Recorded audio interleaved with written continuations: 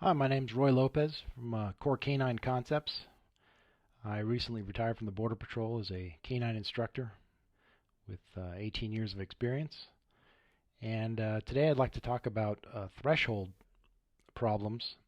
And a threshold problem is when your dog encounters an odor concentration that is more than he's used to, or that he's used more than he's used to training. Um, so for narcotics handlers, it would be uh, training on, say, 1 pound of marijuana, and then all of a sudden you get a 10,000 pound load in a semi. And this poses a completely different scent picture to the dog.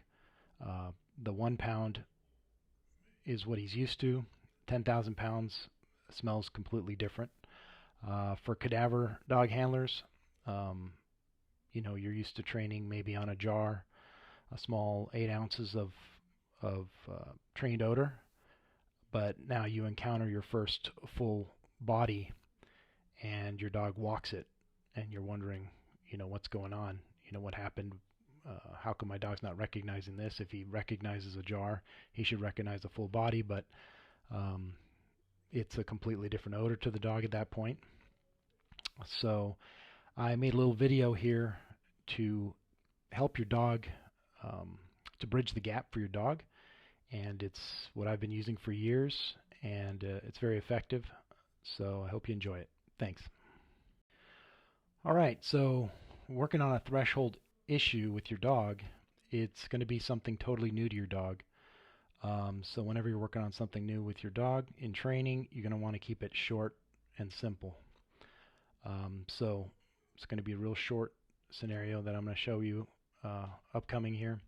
Um, in addition to keeping it short and modular, you're going to want to keep your praise high. So the dog is having fun. The dog is always successful, right? That's what we're shooting for.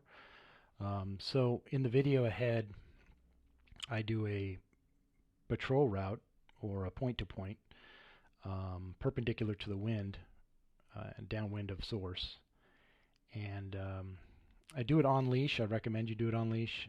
That way you can be close to the dog to see the alert, and then to follow up and encourage the dog as he's going. Remember, it's something a little different to the dog, maybe a lot different to the dog, so you're going to want to be there encouraging him all the way until he gets to source, and then a big explosive reward at that point. So I will go to the video now.